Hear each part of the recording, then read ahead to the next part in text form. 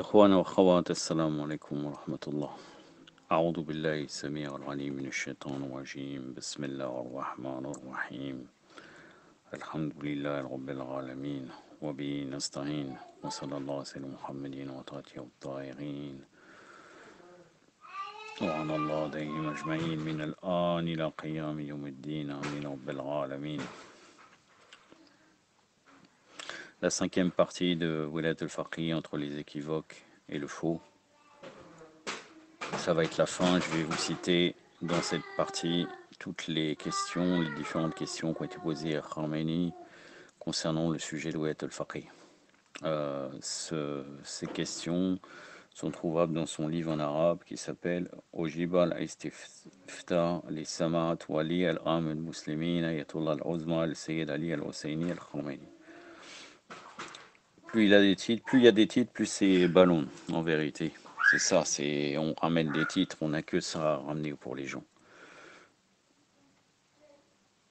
El Juz al-Awwal al-Ibada. Donc il met dans la catégorie de l'Ibada Wilayat al-Faqih, c'est intéressant. Donc les adorations. La question numéro 59. Le principe de la Wilayat al-Faqih tient-il sa justification du texte religieux ou de la raison? Écoutez bien, mes frères, mes sœurs. Le principe de l'autorité de la docteur de la loi Wilayat al-Faqih, signifiant le gouvernement du docteur de la loi, qui soit équitable et connaissant la religion, est un précepte religieux également accepté par la raison. Il existe un moyen rationnel le justifiant dans la constitution de la République islamique.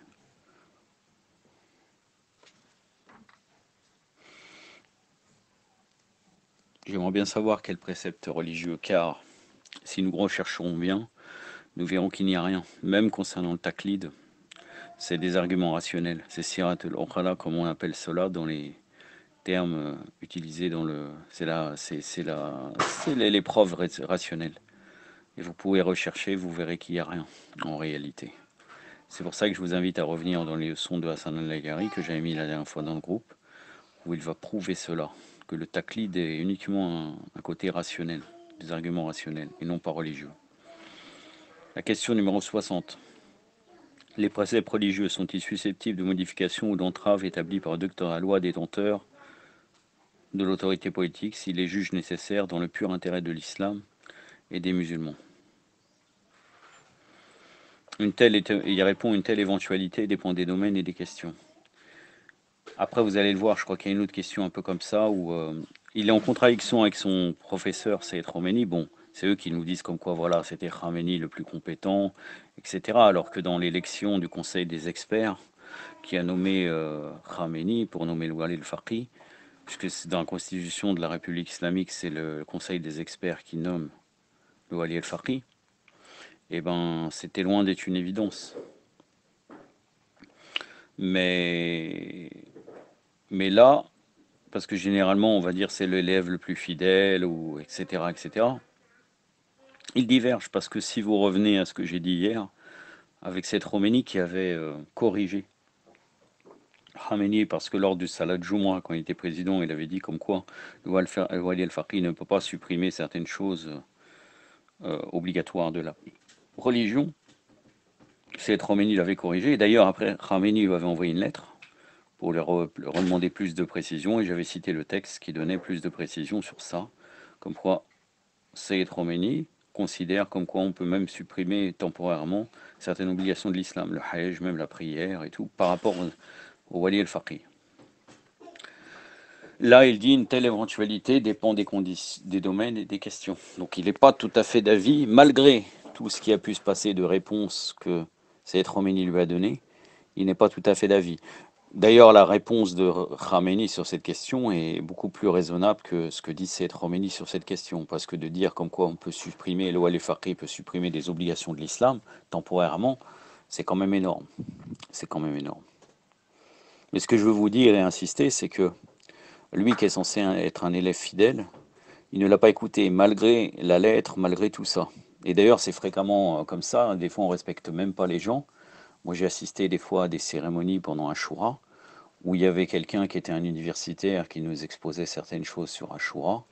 Il y avait un shir tout de suite après lui qui parlait, il a corrigé. Le lendemain, il est revenu sur la même idée, celui de l'université. Comme quoi, en gros, je m'en fiche de vos paroles, Moi j'ai mon idée et puis c'est tout. C'est fréquemment comme ça malheureusement avec les gens.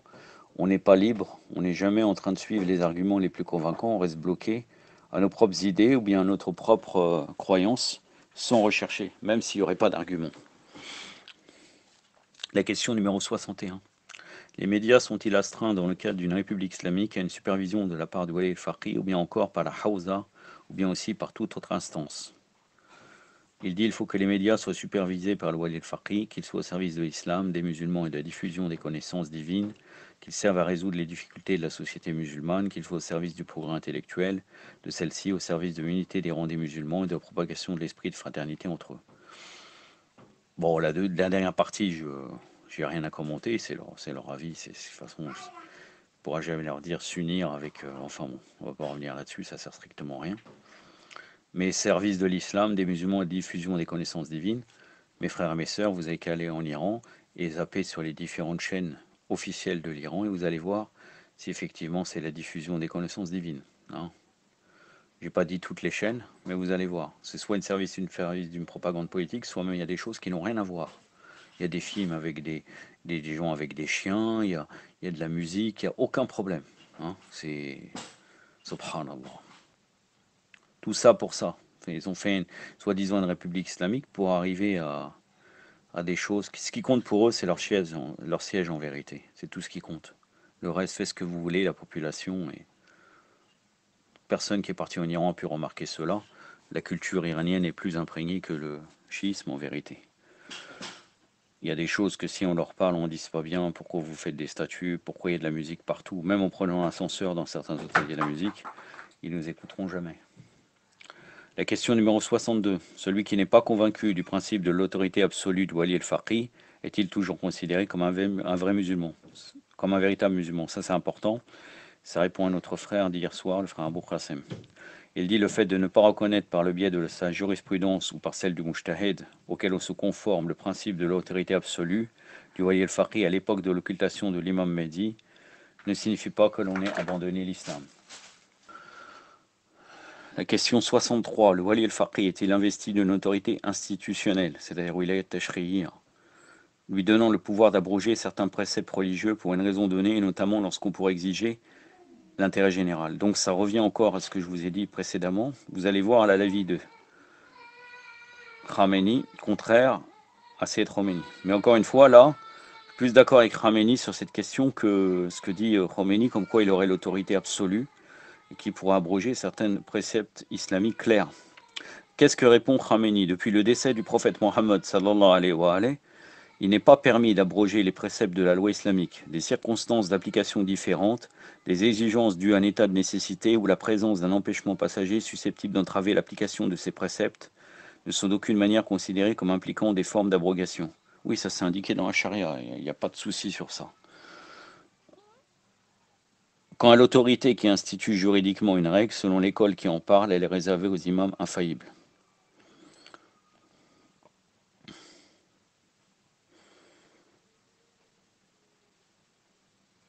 Donc il n'y a pas d'instaurer, d'abroger une règle islamique connue, un précepte de la loi islamique. Question 64. Quelle attitude devons-nous tenir envers ceux qui considèrent que l'autorité du docteur de la loi, wilayat al-Faqih, se restreint au seul domaine de la gestion des questions d'ordre cultuel, sachant que certains de leurs responsables ont adhéré à cette notion? C'est-à-dire que, encore une fois, il n'y a pas de divergence généralement entre les fuqaha sur le fait qu'il y a une wilaya du faqih. C'est pas wilayat al-faqih général comme là. Et après, on discute sur l'application, jusqu'où ils peuvent aller. Qu'est-ce que répond Khamenei? L'autorité politique du docteur de la loi dans la direction de la société et la gestion des affaires sociales, à chaque époque et en tout temps, constitue un des piliers de l'école de vérité du Haut-Décimène. Ses racines se trouvent dans le fondement même de l'imama. Celui qui y renonce, suit sa déduction et raisonnement, est excusable, mais ne doit pas pour autant semer la scission et la discorde. Donc lui, il est convaincu que l'autorité politique du docteur de la loi, c'est un des piliers de l'école chiite. Enfin bon.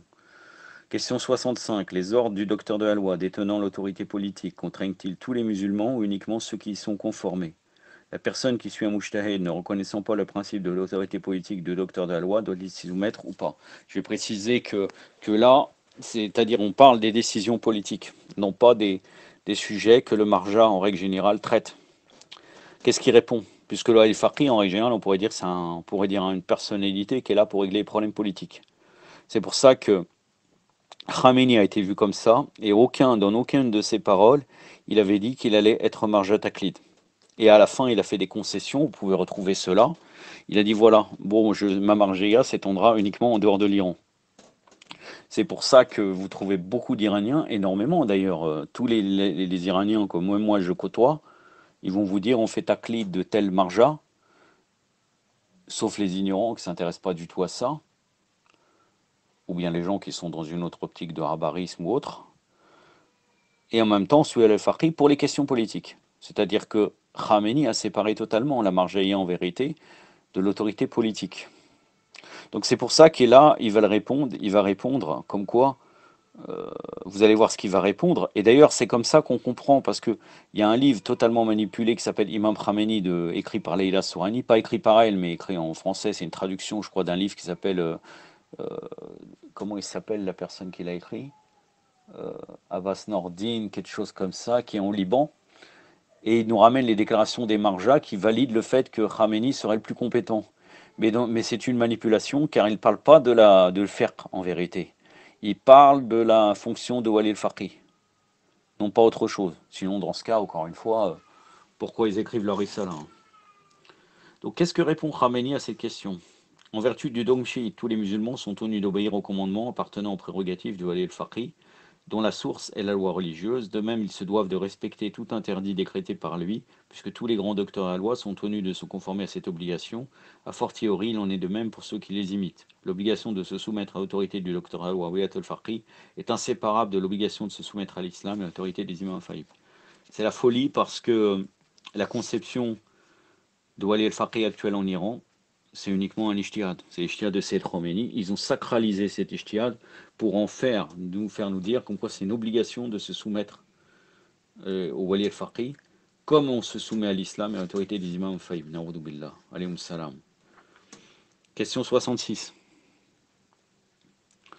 L'expression autorité absolue wilayat mutlaqa, a été utilisée à l'époque du saint messager sallallahu alayhi wa alayhi, en ce sens que lorsque le prophète ordonnait à quelqu'un une action, ce dernier était dans l'obligation de l'accomplir, quelles qu'en aient été les difficultés impliquées, comme par exemple si le prophète avait ordonné à une personne de courir le risque de mourir pour une cause juste, cette personne aurait dû s'exécuter. La question est donc la suivante. Aujourd'hui, l'expression autorité absolue a-t-elle conservé le même sens, sachant que le prophète sallallahu alayhi wa alayhi était infaillible et qu'aujourd'hui, nul gouvernement n'est doté d'un tel statut? Que répond-il?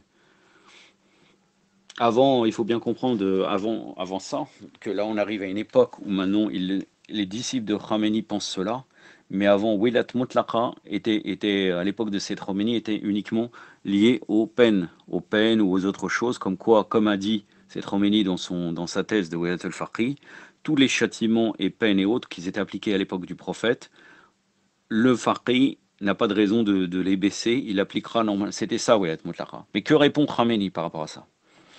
Par la wilaya, autorité absolue du faqih, qui en a réuni les conditions, nous voulons signifier que la religion pure de l'islam, qui est le parachèvement des religions célestes, et qui demeurera jusqu'au jour de la résurrection, est la religion de la gouvernance et de l'administration des affaires de la société.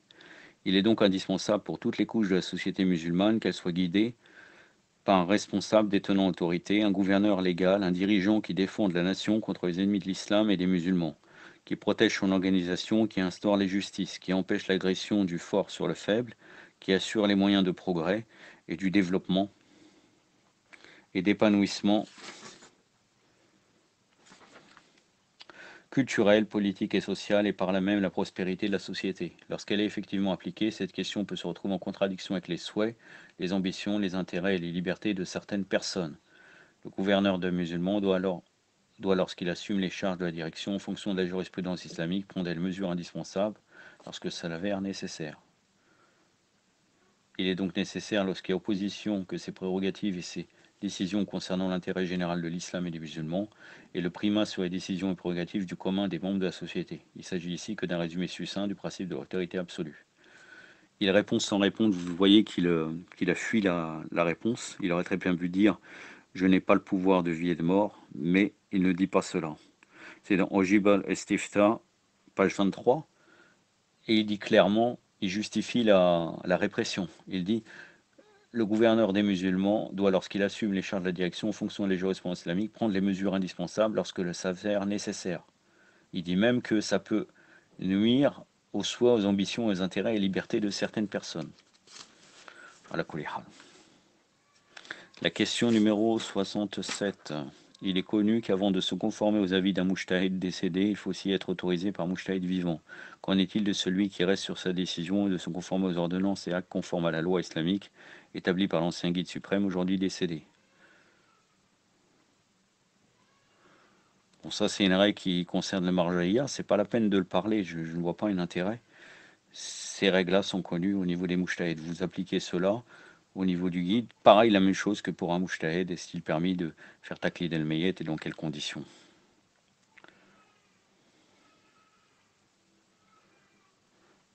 La question 68. Le docteur de la loi établi en République islamique d'Iran est-il obligé d'obéir aux ordres du docteur de la loi qui détient l'autorité lorsqu'il n'est pas convaincu du principe de l'autorité absolue du docteur de la loi? Donc il n'est pas convaincu que le wali al-faqih a tous ces pouvoirs-là.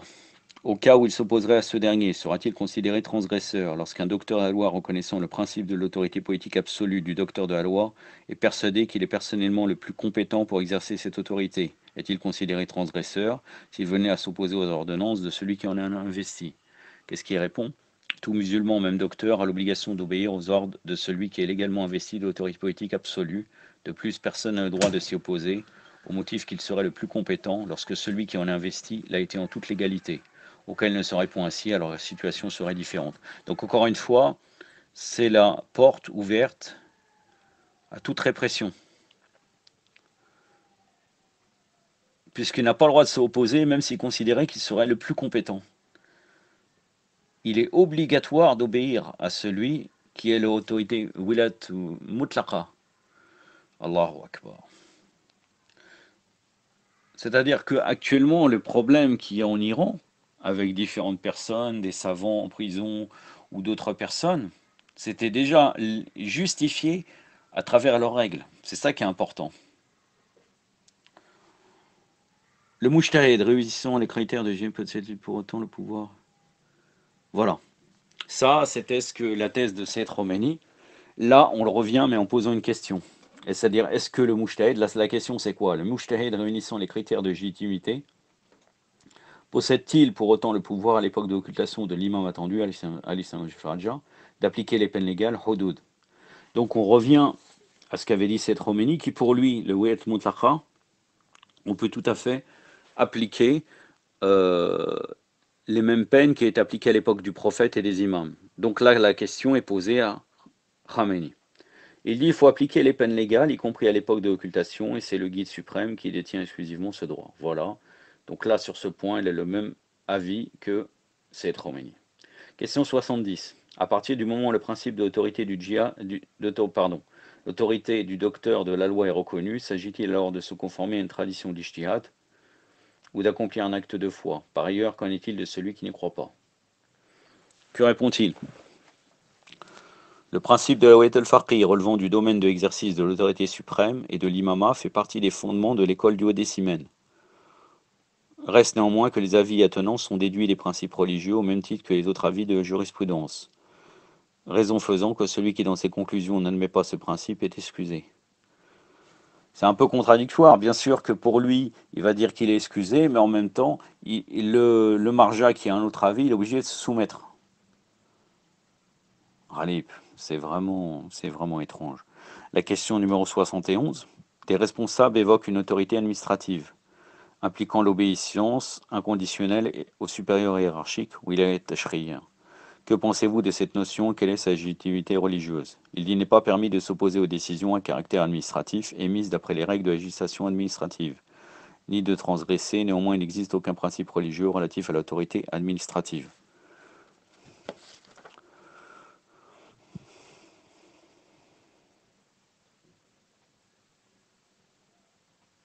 Apparemment, autorité administrative, ça serait pas... c'est moi qui me suis trompé, c'est pas Wilayat Tashri'iyya.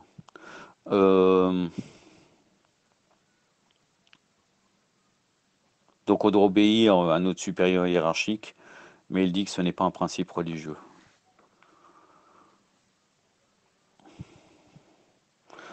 Question 73. Dans le domaine de ses compétences qui lui est reconnu, doit-on obéir aux représentants du docteur à la loi investi de l'autorité politique? Il n'y a pas lieu de s'y opposer si les décisions prises sont en accord avec le domaine de compétences qui lui est attribué par le guide suprême.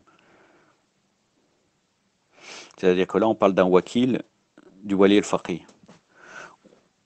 Il faut que ces décisions soient en accord avec le domaine de compétences qui lui est attribué au wali al-faqih, donc on n'a pas le droit de s'opposer. J'en ai terminé avec cela. Wassalamu alaikum wa rahmatullah.